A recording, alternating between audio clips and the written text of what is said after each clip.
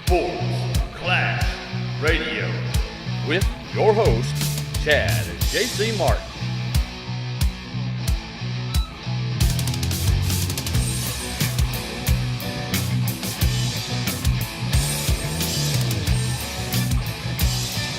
Welcome everybody to another edition of Sports Clash Radio with your host, Chad Martin, JC Martin. We're talking NFL, it's week 9. Lots of good stuff going on, a lot of crazy stuff going on. We're not going to break down the games from last weekend. I feel that's just done to death. I'm trying to move us in a different direction with that. But what we want to do is hit these top stories. Well, there's a lot of interesting little things going on. I do want to briefly, though, and I know a lot of you are probably going to hammer us for being homers, but we are Cowboy fans, and we've discussed a lot of this Dak Prescott, Tony Romo stuff. You know, we've done it all season. We've done an episode dedicated strictly to that whole conversation. But I don't want to get onto that particular conversation, but I do want to talk about Dak Prescott real quick. All right. What do you want to talk about? Let's Well, talk about we that. saw that he finally faced a good defense. Yep, He struggled against said defense. he did. But when it mattered in the fourth quarter, you know, I've talked in the past on air about how Dak, we needed to see him in a big time situation, in a big time game, in a big time slot. What can he do versus adversity? Real Right. adversity against And a team that could beat them legitimately. So going into the fourth quarter, the Cowboys are down by 10 points. Dak Prescott, he's got some head scratching plays because we went back and we rewatched that whole fourth quarter the other night. You know, he had some head-scratching plays. Sometimes he threw the ball and you just didn't understand why. But at the end of the day, he did the job. They got the field goal. They got the touchdown. They forced overtime.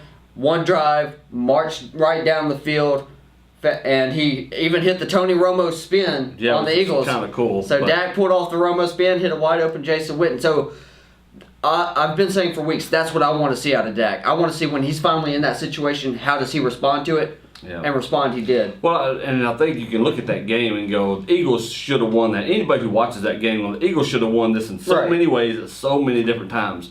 But the point is, when they got into overtime, the Cowboys took the ball and Dak led them straight down the field, got a critical 4th and 1 on a quarterback sneak, powering through it.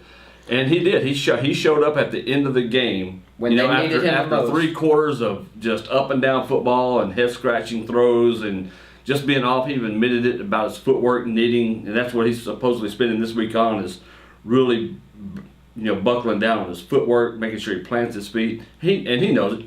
Dak's not a dummy, so he knows what he's got to work on. But at the end of that game, the game wasn't too big for him.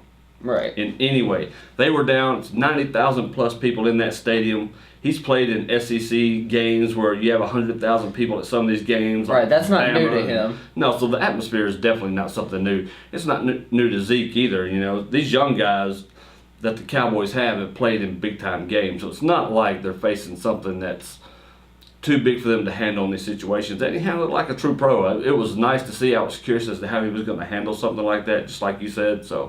And he did it. He pulled it out. But staying on the Cowboys, and not so much the Cowboys right now, is something that really happened that cost an analyst of the NFL Network their job. I say it cost him their job. He's on suspension right now. It's Brian Baldinger. Well, made a boneheaded that's not necessarily statement. a bad thing.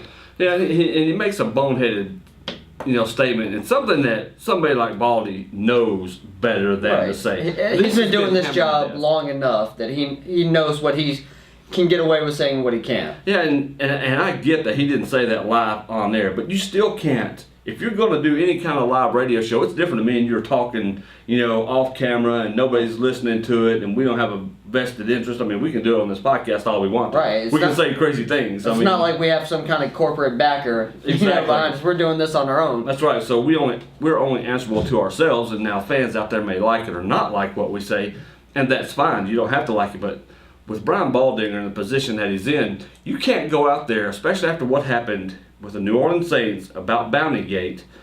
You can't go out there and say the Eagles need to put a bounty on Ezekiel Elliott to take him out of the game. Now, you may think that, and that may be your opinion as a fan of your team, And you may think, well, if they can just hurt him enough to keep him out of the game, that'd be great, make sure they target in on him. But you can't say that. You can't go out there and make that something that you're going to promote to everybody else. The league is trying to get away from that. As much flack as the league has caught over player safety and all of that good stuff, you can't go out and say things like that. You just can't do it. I'm kind of torn on this whole thing. Like, I understand a man in his position, he can't do that. Exactly. He works for the NFL Network. You can't go on a radio show because that radio show has listeners. And you are a reflection of the company you're working for. So you can't go out there and say that. Now, turn around. A lot of people have also, especially with the lead up to this election, there's been this big train of thought that Americans are soft now. Oh yeah, absolutely. I think the NFL's gotten the same way. Well, I think they have too on a lot of their stuff, but I think this is one of those issues because of the injury, because of things like that, right? And because of Bountygate was such a big freaking deal. When it shouldn't have been. It really shouldn't have been, because that's been going on forever. Right. And the thing that bothers me so much about it is this is the outside of rugby, which is practically the same thing. Yeah. These are the only two team sports where you can just go out there and you get paid to beat up other men. That's right. Now, that's true. UFC and boxing, they do that, but that's one-on-one situation. Yeah.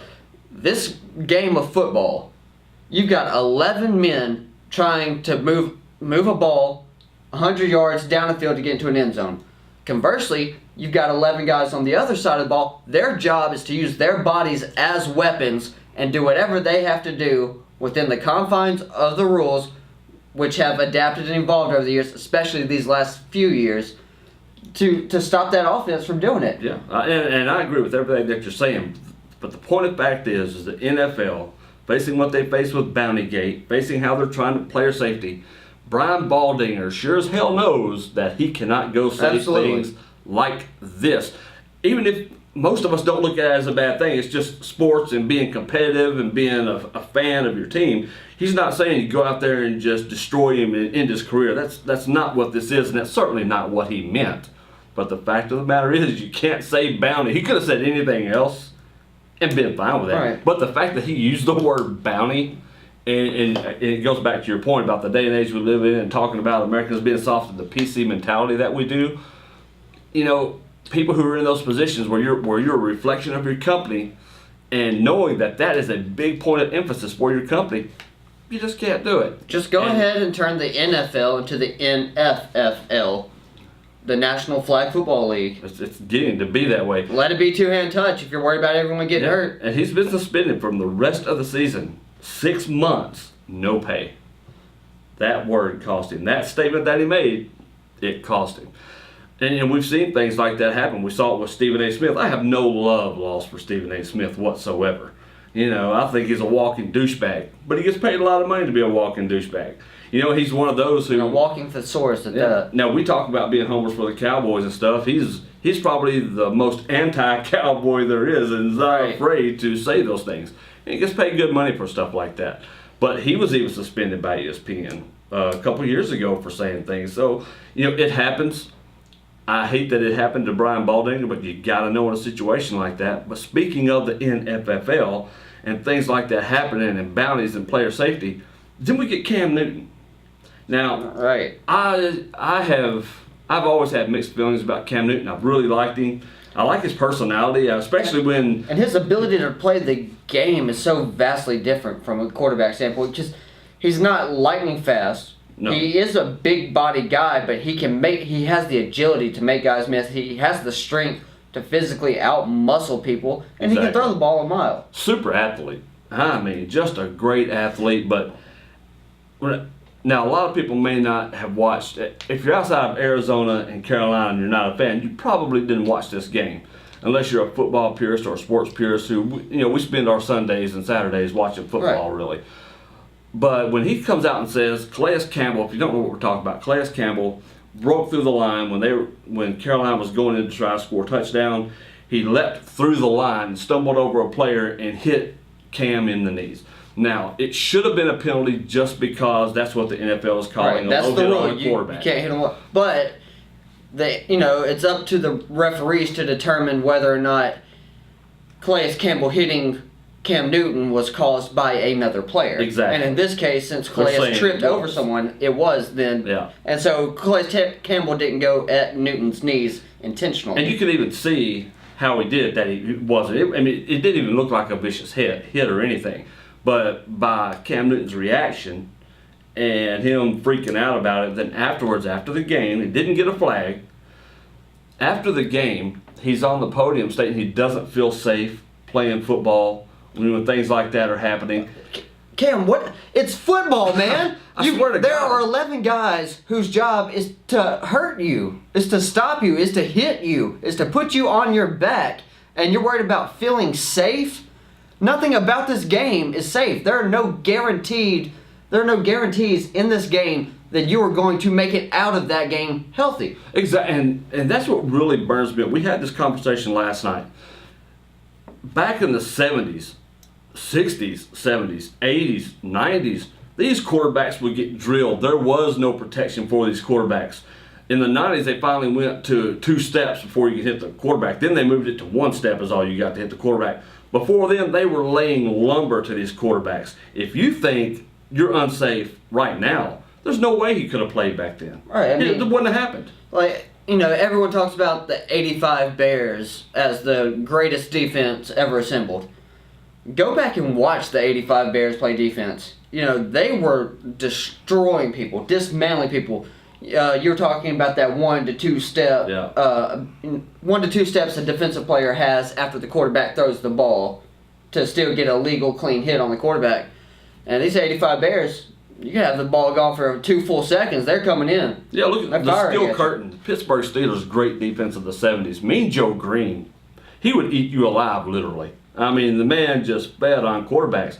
He didn't love tap you. You got drilled. Sometimes 2 or 3 steps after the ball. It didn't matter. You were going to get hit. And there wasn't any crown of the helmet. There wasn't any of these things right there. Or tapping them. Your hand accidentally hits them on top of the helmet. Oh, no. You just got hammered. Go back and look at some of those things. The Purple People Eaters of the Vikings' old defenses. All of those guys played defense. That's why we see such heavy scoring now in the NFL, because everybody's afraid to hit the quarterback. And conversely, you see some of these quarterbacks who are coming out, well, it should have been a penalty. I don't feel safe, and I've got to go talk to Roger Goodell personally. And they did. They went and had a conversation about this. And I'll just read it to you.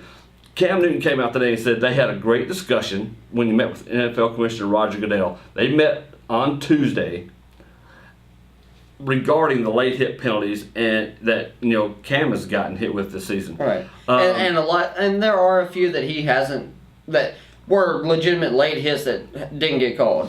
Yeah, and I can see that because I think there is an unfair thing because he's a big dude like there. Right. And when he runs, that he shouldn't be offered the same protections as any other quarterback. Well, when you run, you're when you're a runner. running quarterback, though. Right.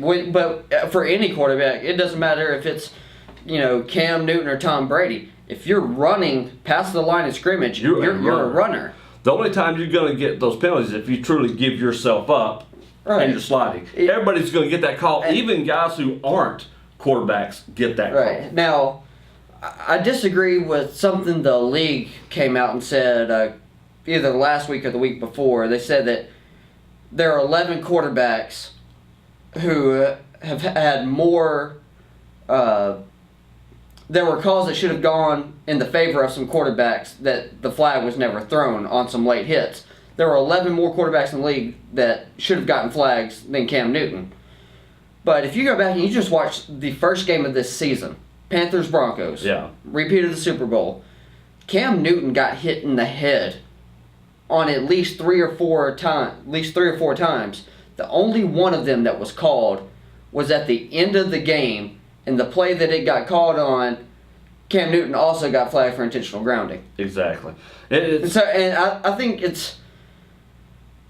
really what we're seeing here is just frustration from Cam because I think it's rattled him. It's gotten in his head, obviously, but it's gotten him to the point where he doesn't know what to do from a quarterbacking standpoint. It's affected his play, and you can see it in how the Carolina Panthers have run their offense this year. And how he's played this year. I do agree with the idea that, you can't go out there and throw a temper tantrum on the field. Yeah, you got hit in the knees.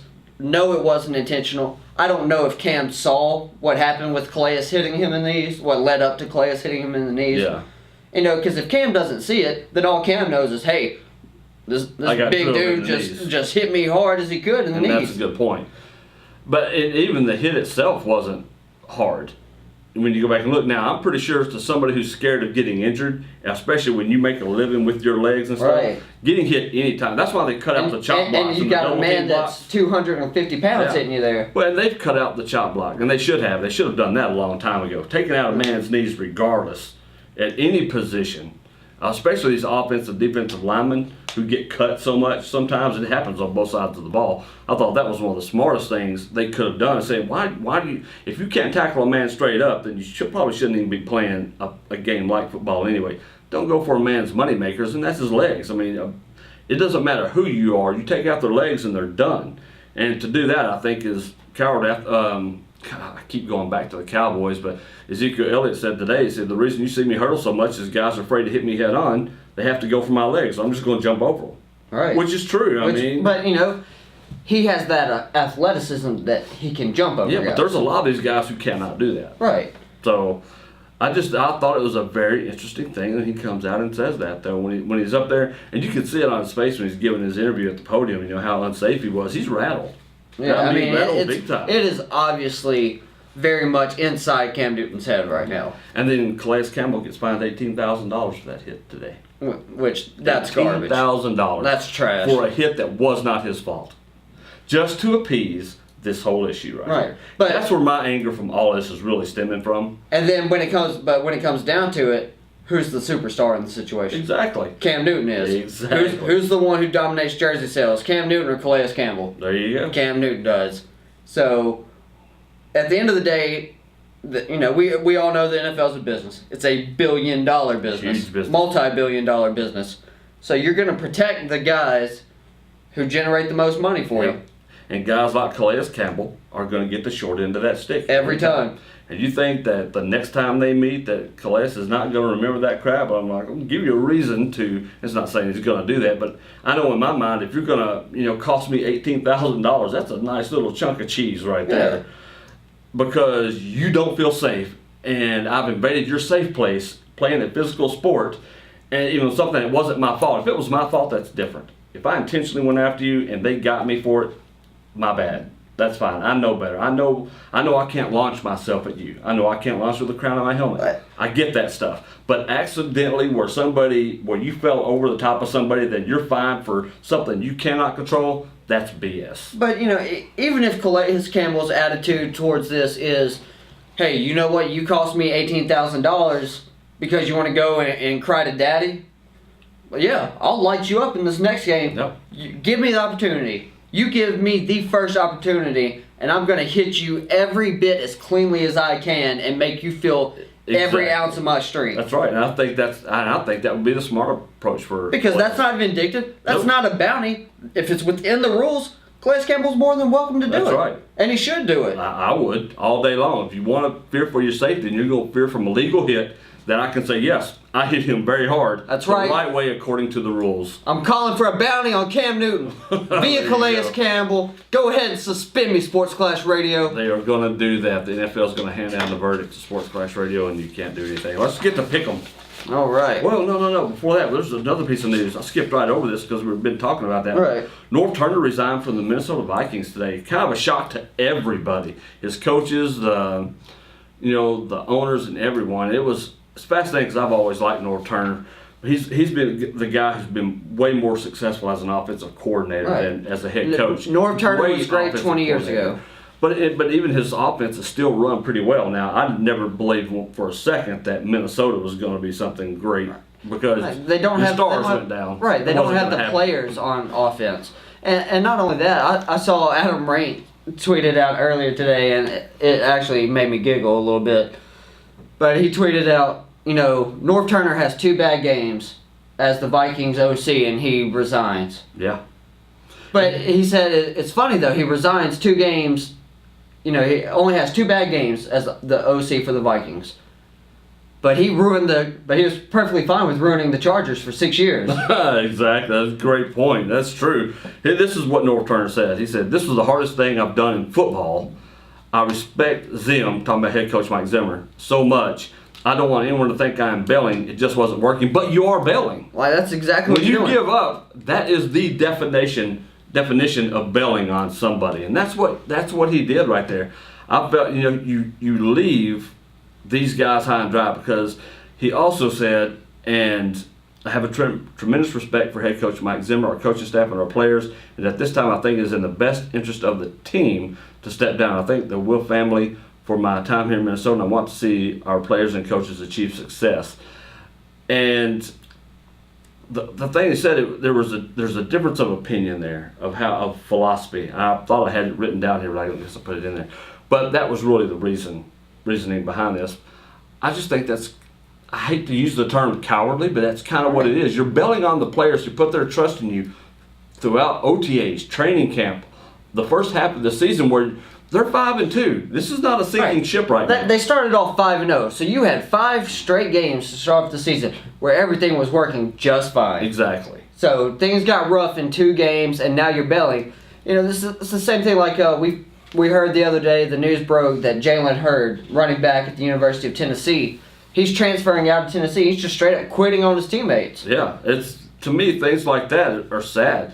It tells you when people don't put football's a team sport, and you mentioned it earlier. The team should come before anything. They always do. And then when guys do these sorts of things, they're not thinking about the team. They're thinking about themselves. They're throwing a pity party for themselves, and they're only thinking about the needs of themselves, what they want, what's best for them as a person.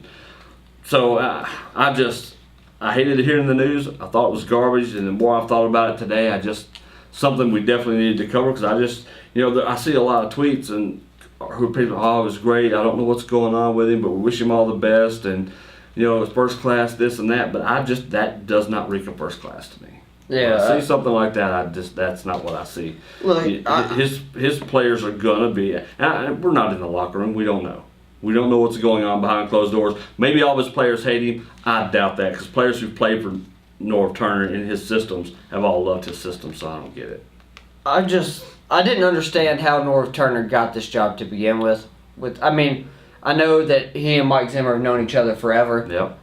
But after the absolute train wreck that was his tenure as San Diego Chargers head coach, I felt uncomfortable with it. And speaking of the Chargers, they fired Marty Schottenheimer after he went 12-4 that year. I mean, they lost early in the playoffs, and I understand that's frustrating. But Marty Schottenheimer was doing things the right way. He had things rolling in the right direction generally. But then you go ahead and you fire him, put Norv Turner in there, and he completely just stinks the joint out for 6 straight years. And the fact that he actually got to go 6 full years in and of itself was mind-boggling. But then Mike Zimmer rewards him by turning around and makes him his OC up there in Minnesota, and it's crazy. The whole thing just perplexed me. It still does to this day. So I'm not. And of course, we got the news coming out recently that Marty Schottenheimer is battling cancer, I believe it was, or Alzheimer's. Alzheimer's is what it was. So best wishes to him, by the way. I always liked Marty Schottenheimer. Best wishes to Marty Schottenheimer. But hey, there's something that we don't have here. And I guess there's not really a whole lot to talk about because not much happened. But the NFL trade deadline. Yeah, just passed pretty silent except for one big thing that I thought was interesting. We had the big splash where the New England Patriots traded Jamie Collins to the Cleveland Browns for basically a conditional 3rd or 4th round pick. That's right. Depending on how the Browns turn out, and since they're going to be horrible, it might go ahead. That's a 3rd round pick, which is maybe a smart move on New England's part, but again, it took everybody by. It's another one of those things that took people by shock because. Had to especially take Collins by a shot because he went from the first place team to a last place team in the span of just a few hours. But this isn't the first time they've done a trade this year. No. Earlier in the season, the Browns traded their best linebacker, Barkevious Mingo, to the Patriots for a 5th round pick. Yeah. So the Patriots really have come out ahead on this. I mean, losing the talent that Jamie Collins has, I mean, that's always tough for your team. But Bill Belichick, if he's proven anything, is he can make things happen late in the draft. Yeah, and the rumor was that Jamie Collins wanted Von Miller's type money. But now garbage. he came out today saying that's not what I asked for. I did not ask for his type of money. But he said, "I'm not Von Miller. I know that." Exactly. So who knows what really is going on there and who's saying what? But the point of the fact is, Jamie Collins is no longer with New England and now is sitting at the bottom of the barrel with the Cleveland Browns. So that should be interesting. So they had that, and there was also the news was reported. I think Monday. It was either Monday or towards maybe the end of Sunday night, but the Tampa Bay Buccaneers, they were giving up on former Mississippi State Bulldog defensive back Jonathan Banks.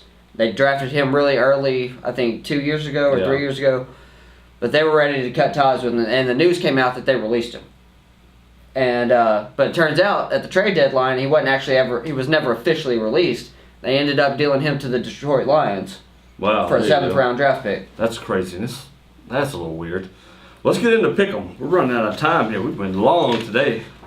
These hot button topics or hot takes kind of get you fired up. But let's go into pick'em. It starts out with a Thursday night game. You got Falcons, Buccaneers. I think that's an easy one. Give me Matty Ice and Julio Jones. Lions, Vikings. I've been scratching my head with this because the Vikings offense and defense have been so inept the last 2 weeks. Yeah. But I think the Vikings defense is good enough to stop the Lions offense, but the Lions defense isn't that strong. Although conversely, lately we've seen that the Vikings offense isn't that strong. But they still have Stephon Diggs, they have Adam Thielen, they have Kyle Rudolph, who I think is probably the X factor on that offense right now. And if he can never get up to speed, Laquan Treadwell. He hasn't caught a pass this year. And he's barely been on the field. Not one pass. He has not caught one pass. But I think you drafted this kid in the first round. He's obviously got talent. Yep. It's just a matter of coaching the kid up and getting him ready to play at the NFL level. We'll see. But I don't believe the Vikings lose 3 in a row. I don't either. So, Eagles, Giants. This has been the hardest pick. Of all the picks we do this week, this is one of the hardest for me because, to me, it could just go either way. Which one's going to make that one extra play? I'm just not sure. Much has been made of both of their fronts on the defensive side of the football. You know, the Giants, of course, spent $200 gazillion on their defensive front. Who do you think can really top the points list on this one? I'm giving it to the Eagles. I think the Eagles are a better all-around team. I think they're going to take it to the Giants in the Middlelands. Because the Eagles, even though they don't have a great running game, you can give the ball to Darren Sproles in so many ways. Yeah. You can hand it to him. He's small enough that he can disappear behind the offensive line and make stuff happen. Or you can give him the ball in open space and he can make guys miss. Of course, Jordan Matthews is a pretty good wide receiver. Josh Huff had a little bit of trouble with the arrest earlier this week. But I think at the end of the day, the Eagles' talent, offense and defense combined, is going to be enough to either stop the Giants or frustrate the Giants to the point, because as Odell Beckham has shown us this year and last year, you can get into his head. Yeah. You can rattle him. And if Odell Beckham is rattled, that Giants offense is going to stall out. I think it's going to be interesting to see. I've been back and forth on this one. Eagles, Giants, and even now I'm still undecided, but I just think that right now we've started to see a little bit of inconsistency with Carson Wentz a little bit now, because all the Eagles do, they're really a short slant type of team right now. They're not throwing deep, and you know they're not going to beat you deep. They're going to hit you on the short stuff. And you're right, they get Darren Sproles going, but their decision making these past few weeks has been just inept. We talked about how they should have beaten the Cowboys Sunday night. There's that. If better clock management and just decision making, they win that game in the fourth quarter. But they didn't. They lost it in the fourth quarter. So I'm not sure how I feel about them. I've just talked myself into changing my pick from the Eagles to the Giants. I really think that, and after watching their DBs, I think that the Giants can probably smoke them pretty good. It really depends on to me it's going to depend on what the secondary receivers do for the Giants, because they're going to double Odell. They're going to pop one over the top, and they're probably going to double him up the entire game. But then again, the Giants have absolutely zero for running backs. They have nothing. They have nothing guard. And here's kind of the other thing too. Eli Manning is not the most agile quarterback there is. You get some penetration, I think he's going to get drilled. Now I'm going to have to go back to the Eagles. And the Giants taught myself completely back to the Eagles again. And the Giants' offensive line isn't exactly intimidating. Exactly. Whereas That's the right. Eagles' defensive line is. That's right. So you can see, I started with the Eagles. I taught myself in the Giants. I taught myself right back into the damn Eagles again. Told you. It's just craziness. So we'll see. I had to talk that one through. Jets, Dolphins. Yeah, give me the Dolphins at home. Jaguars, Chiefs. Give me the Chiefs. Yeah. But give me the Jaguars to score some late garbage time points. You know Nick Foles is starting for the Chiefs this weekend. Right, so they actually have a quarterback who can throw the ball. He can throw it somewhere. It depends on which Nick Foles shows up. Right. The accurate one or the inaccurate Nick Foles. When he's on, the man's good. He's got a good arm. And Well, stuff. if they keep running the offense the way they do, all he's got to do is throw a 5-yard slant. So I'm hoping that happens. Cowboys, Browns. This is a big trap game for the Cowboys, I believe, but I still think that they roll Cleveland. The Browns have 3 talented players on their roster. You have Joe Thomas, left tackle. You got Joe Hayden, cornerback. And you got Jamie Collins. And you can make the argument for Terrell Pryor if you want, or Gary Barnidge, the tight end. The fact is, those two aren't consistent enough to threaten anyone. We saw a lot of drop passes by Terrell Pryor this past weekend that were big. So I think Coleman's going to be back this weekend. Corey Coleman, but he's still going to be nursing that hand. So I don't look for him to have that many catches. At the end of the day, the Cowboys' offense is going to be too much for this Browns defense. The Browns might keep it competitive like they've done all year long. They've only had 2 bad losses this year out of the 8 losses they have. Yeah, only 2 of them have been bad. But I think the Cowboys are going to win by at least double digits. I think there's going to be a big disappointment if Ezekiel Elliott doesn't rush for 150 plus.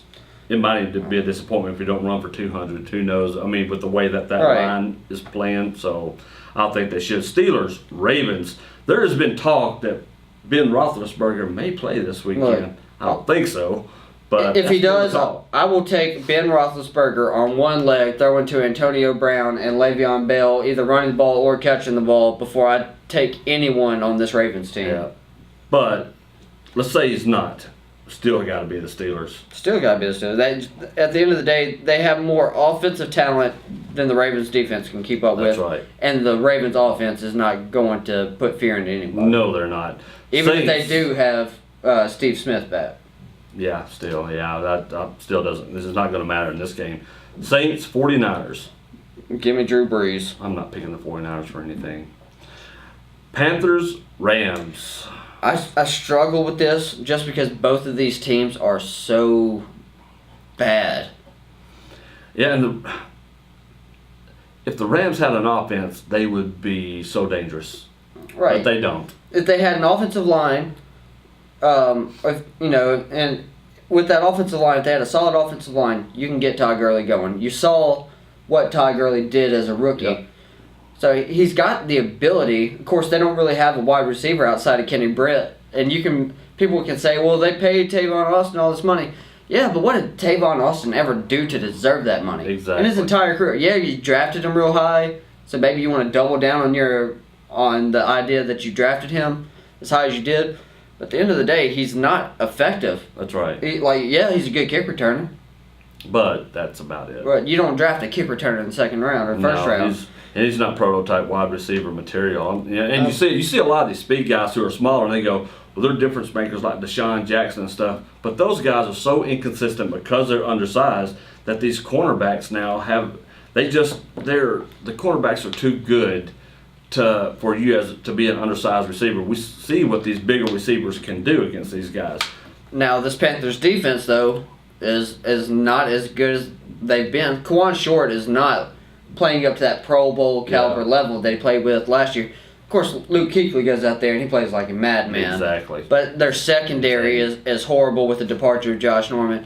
Yes, they do have Kelvin Benjamin back, so that's going to help considering the Rams lost their best defensive back to free agency this year. And of course, Jonathan Stewart played pretty well last week. So I'm taking the Panthers on the road to beat the Rams. I did too. Colts, Packers. Colts do not go into Lambeau Field against a resurging Green Bay Packers team and There's win this no way. game. It's not going to happen. Titans, Chargers.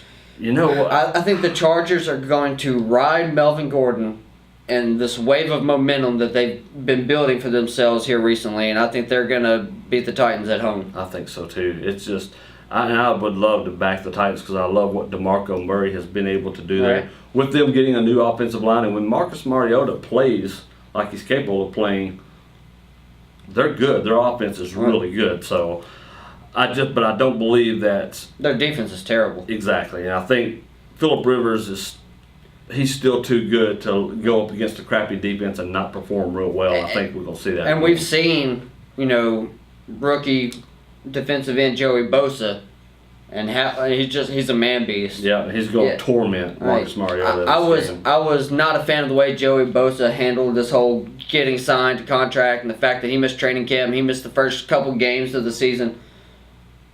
But he is a nightmare for quarterbacks. Yeah, I think so too. Broncos, Raiders. They're playing in Oakland. That's Sunday Night Football. Right. So since they're playing in Oakland, I'm taking the Broncos. Yeah. Now, if this game was at Denver, I might actually consider taking the Oakland Raiders because they are the Oakland Road Warriors now. The biggest question of Sunday Night Football is going to be, will this game go into overtime? Because the last 3 Sunday Night Football games have done just that. I don't think it will. So no overtime for this game. No, it's going to go one of two ways. The Broncos defense is going to completely shut down Derek Carr, and Trevor Siemian will do just enough to generate points. And we saw how well Devontae Booker played last week against the Chargers, and they still have Demaryius Thomas. They still have Emmanuel Sanders. And we'll see what Virgil Green does. So it's either going to go that way, or the Broncos could end up underestimating just how feisty this Oakland Raiders offense is, and the Oakland Raiders end up, they have to set record numbers again like they did last week. Yeah. But last week, the Oakland Raiders were penalized like 22 times for 200 yards. I think it's the most penalties any team's ever racked up in a game. If they do that against this Broncos team, they don't stand a chance in hell of winning. Yeah, exactly. They can get away with that against the subpar team like last week, but not against this Broncos defense. That ain't going to happen. Can't put your offense in that big of a hole. So we got the Monday night game, Bills, Seahawks.